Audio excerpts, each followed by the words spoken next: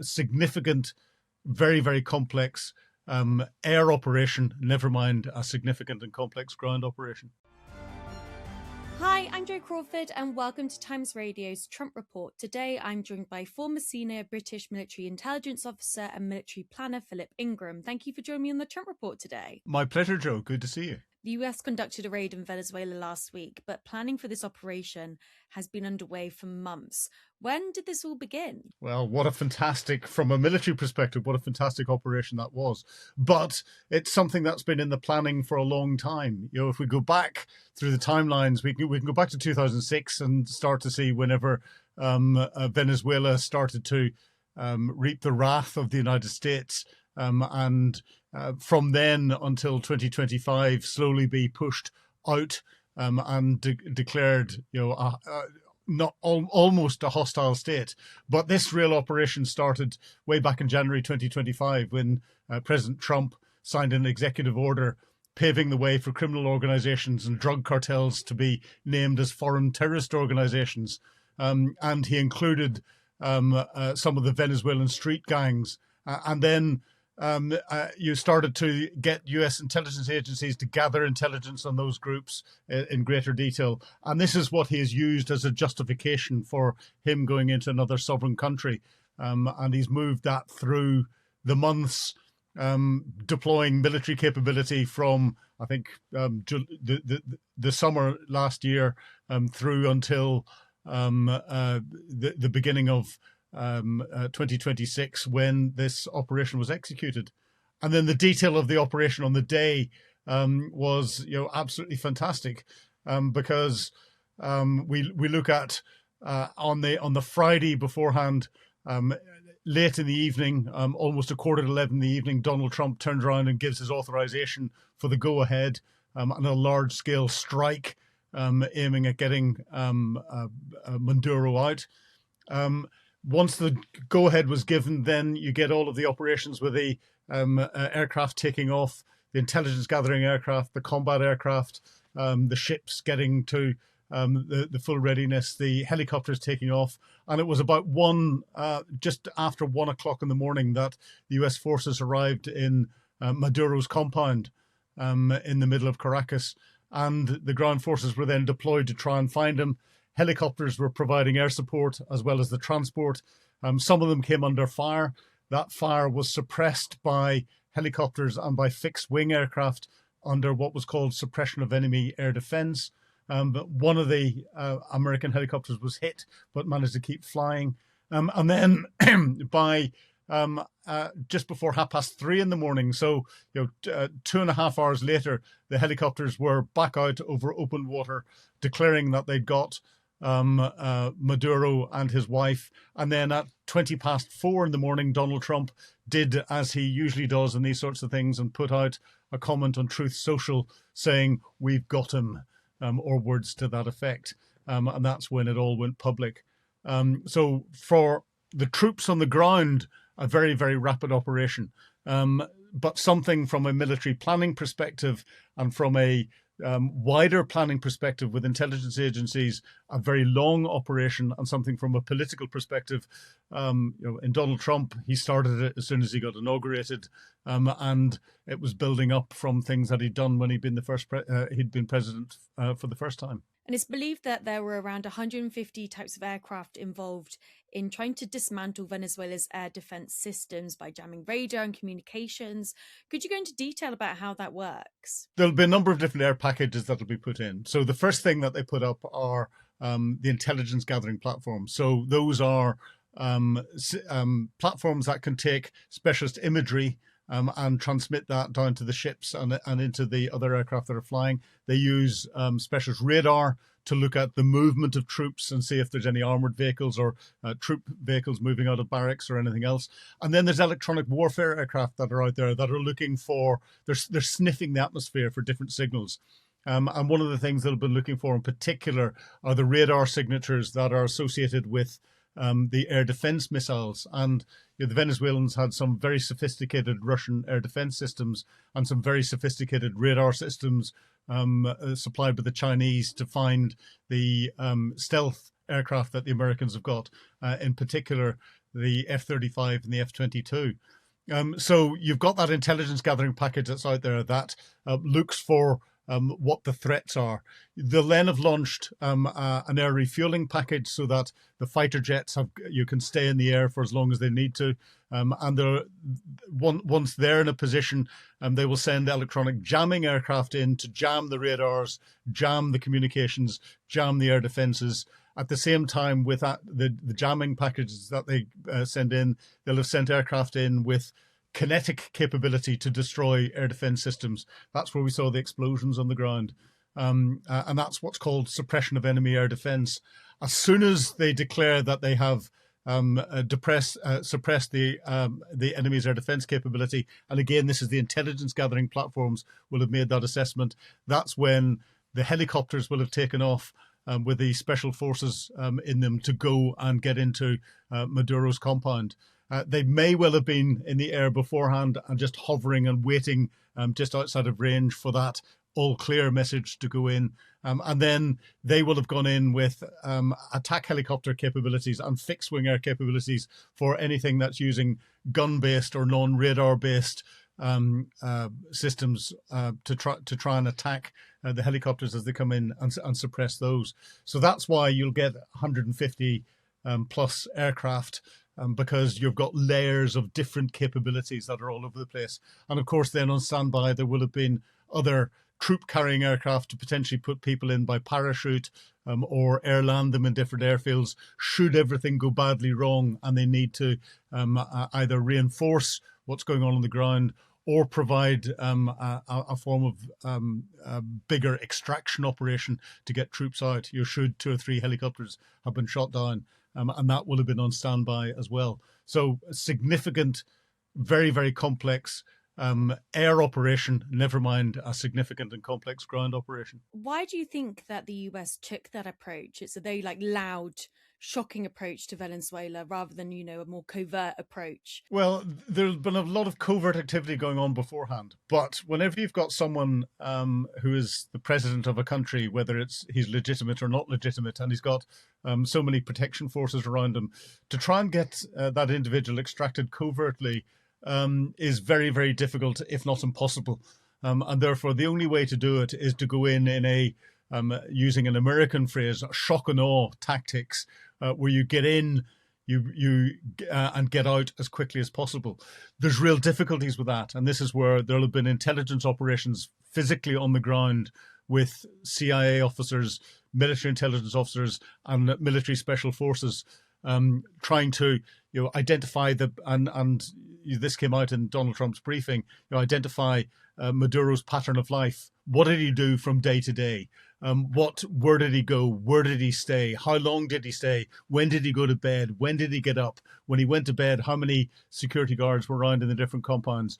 What were their routines so that any force could go in and neutralize that before they then went and got him? Because the last thing that they want to do is, as soon as you're going in to try and get him, he gets enough of a warning to be able to get himself into, he tried to get into a safe room, but get himself into somewhere where he's extracted and goes off into hiding. And he will have had plans to do that. So again, the level of secrecy that the Americans managed to keep in place before carrying out this rapid raid was fantastic. Doing it covertly, much higher risks, much greater potential for failure, much greater potential for things to go badly wrong, and you have real difficulty in digging your way out of the big pile of very smelly stuff that you've created by doing that. Much better to do a short, sharp, fast offensive operation like they did, if you've got it planned right and you've got the right capabilities to do it. And the Americans clearly did. I'd like to hear your thoughts on what Trump was saying when he said that the lights of Caracas were largely turned off due to a certain expertise that we have. And Trump hasn't confirmed the use of a blackout bomb, but this was a technique that was used by the US in the Gulf War, in Serbia. Do you think that may be something that Trump's referring to there? And also, could you explain how that works? What is a blackout bomb? He could have used a blackout bomb. I've seen no reporting or evidence that he did use a blackout bomb. A blackout bomb is in effect a graphite bomb.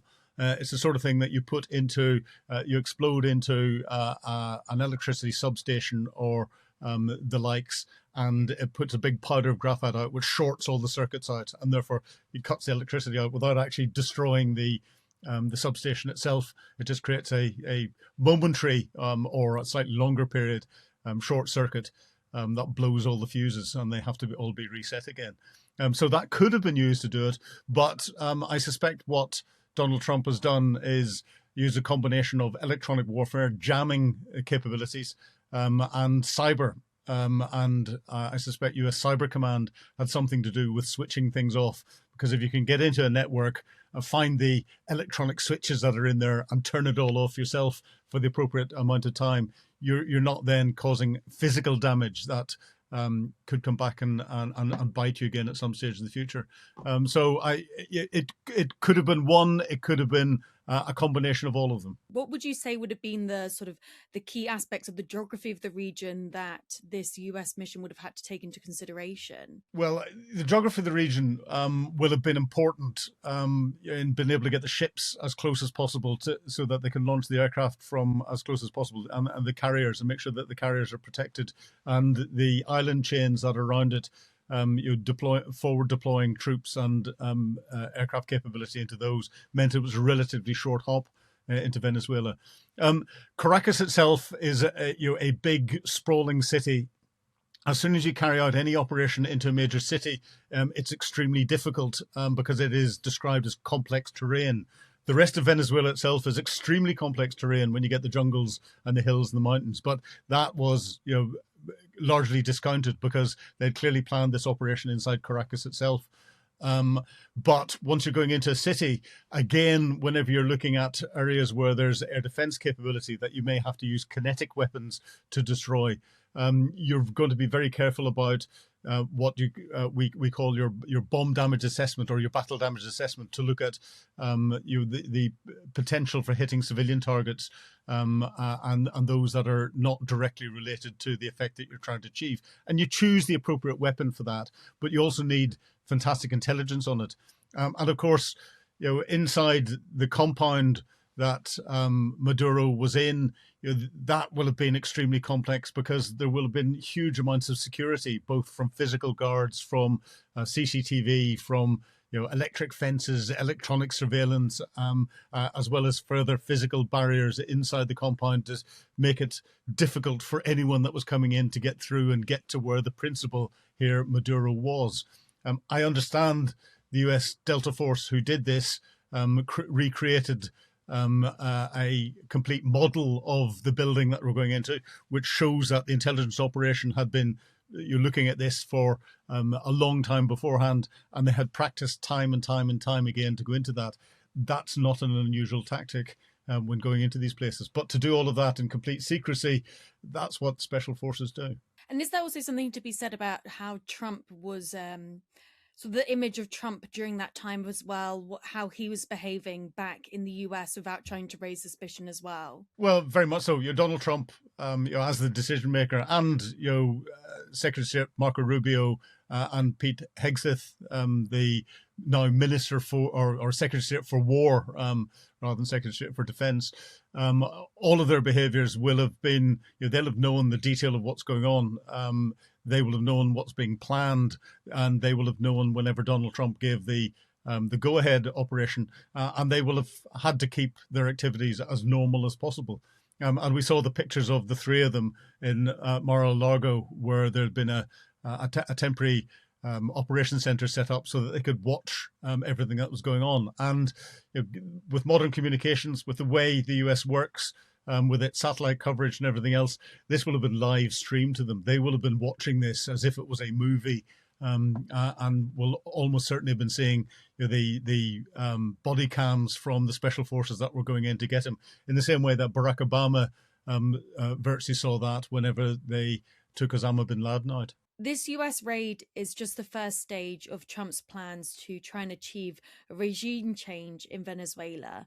But I mean, based on past actions from the US and also from what's Trump saying at the moment, how do you see that working out? Well, this is the most interesting part of it, because the easy bit was getting Maduro. The complex bit is what comes next. And America's got a history of not getting what comes next planned and executed well. They've got a very poor history at doing that. If we look at Iraq, we look at Afghanistan, we look at other areas in Central and South America that they've gone into. And this is where Donald Trump, in his press conference immediately afterwards, turned around and said that the US was going to administer it.